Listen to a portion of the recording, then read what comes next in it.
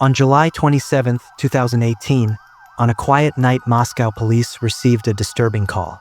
Three teenage sisters, Maria, Angelina, and Kristina Khachaturyan, had just ended the life of their father, Mikhail Khachaturyan, in their family apartment.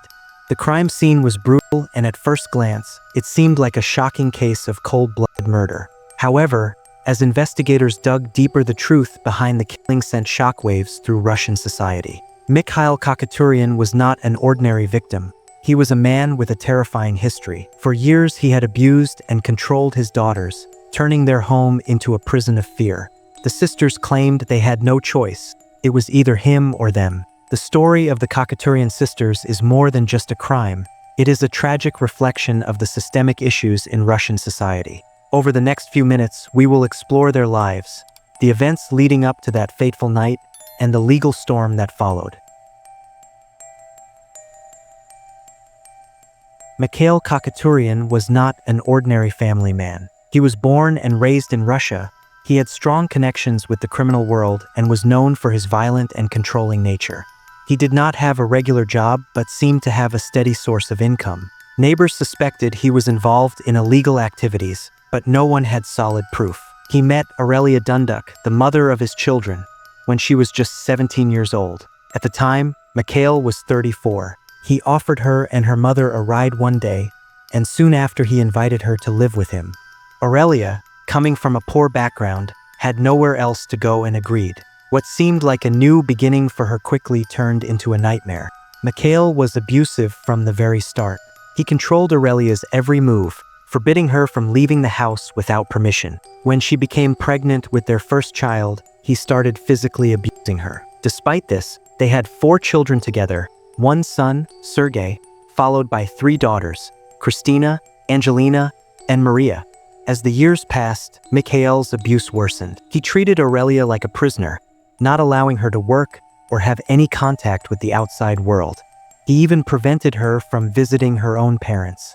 When she tried to escape, he used his criminal connections to track her down and threatened to kill her and their son if she left again. Out of fear, Aurelia stayed. Mikhail's abusive behavior extended to his children. At first, he treated them well, especially his daughters. But as they grew older, he became more controlling and violent. He imposed strict rules, made them serve him like housemaids, and punished them severely for small mistakes. Eventually, his relationship with his wife reached a breaking point. After years of abuse, Mikhail kicked Aurelia out of the house, forcing the 3 sisters to live alone with him. With their mother gone, their lives became even more unbearable. The man who was supposed to protect them turned into their greatest nightmare.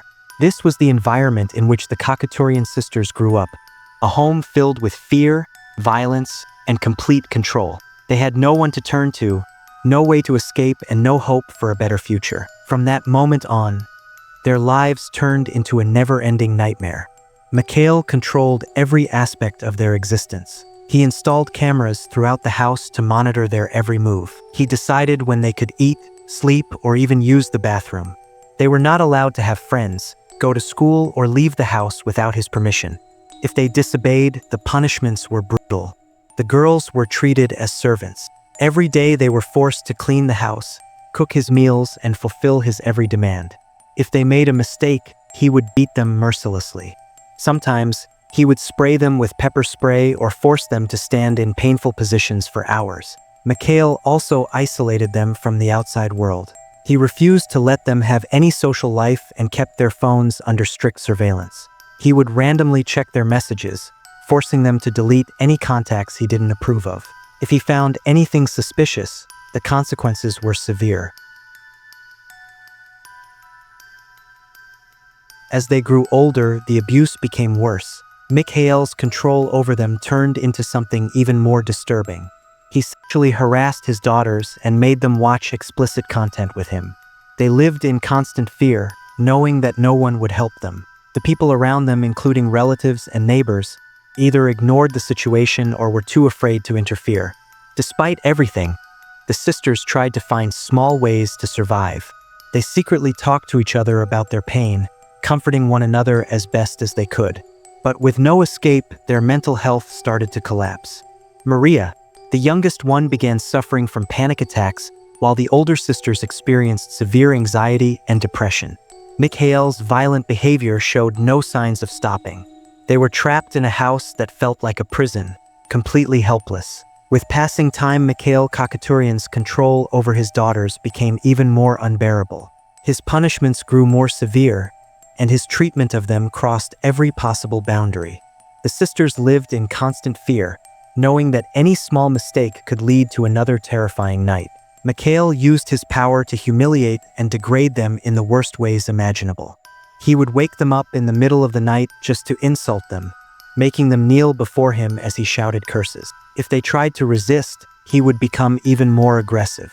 Sometimes, he forced them to drink dirty water or locked them inside a small, dark room for hours.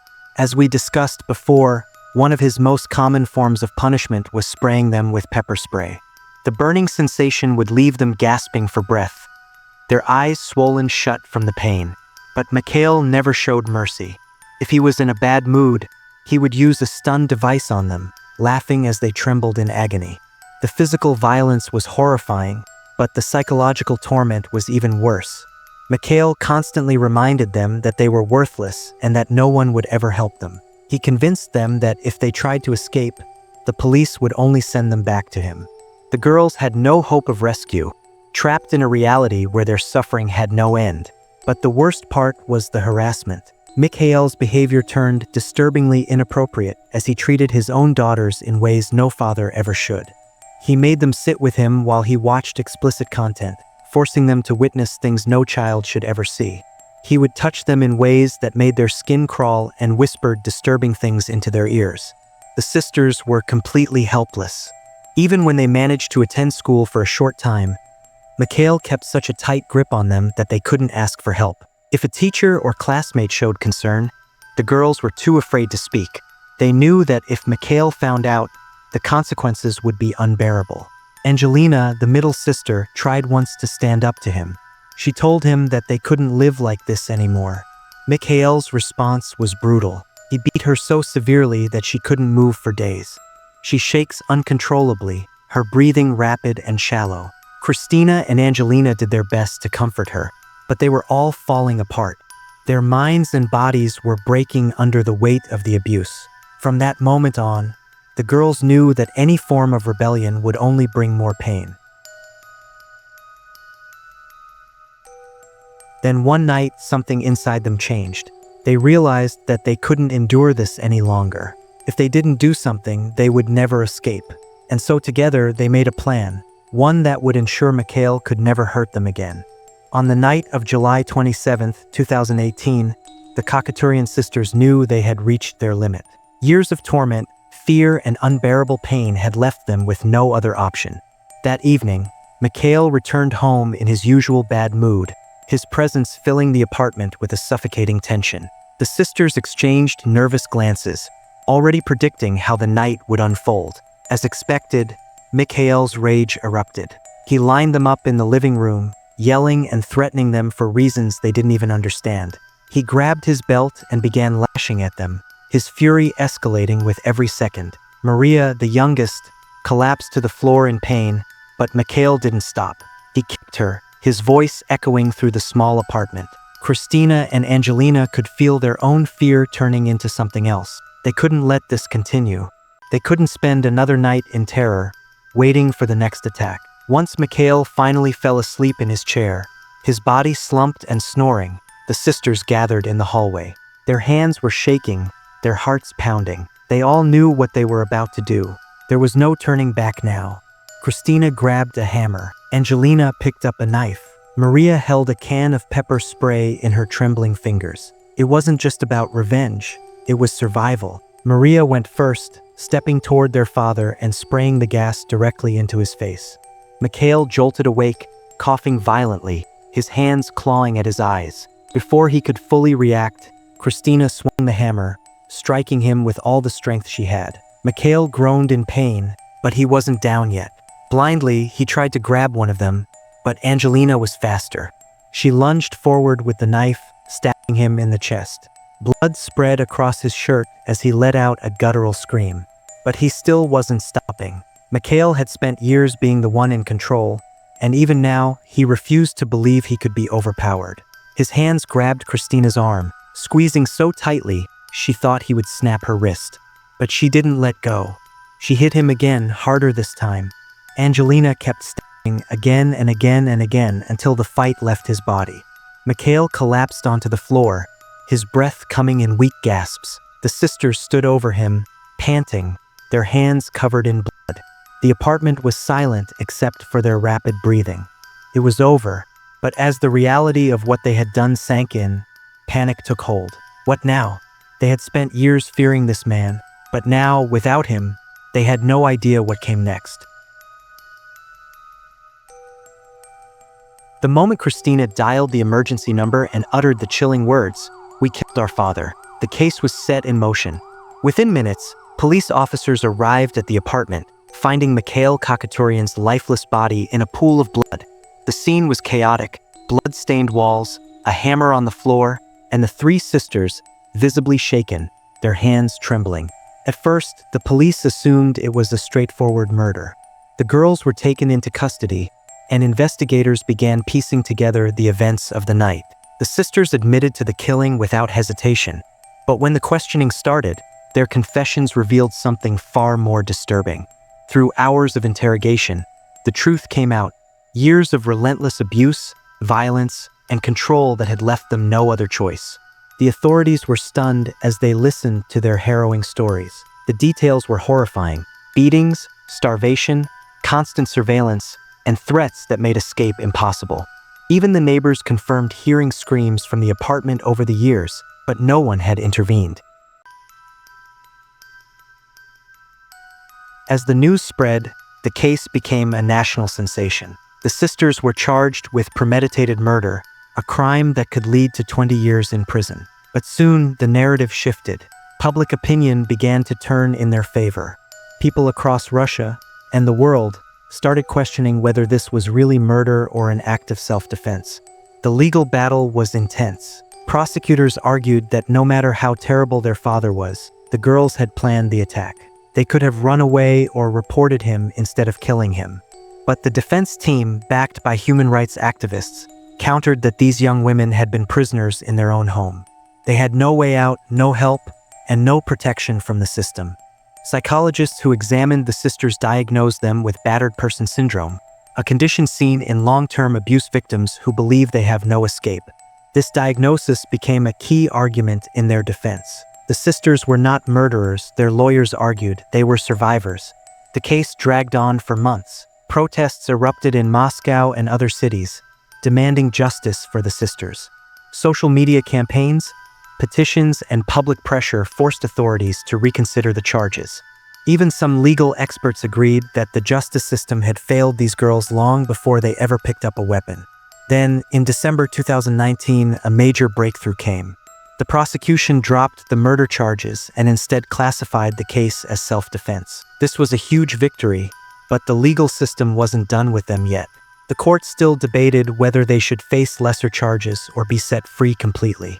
The Khachaturyan sisters' case exposed a harsh reality in Russian society: the lack of protection for victims of domestic violence. For years, Russia had been criticized for its weak laws on domestic abuse, and this case only highlighted the urgent need for reform.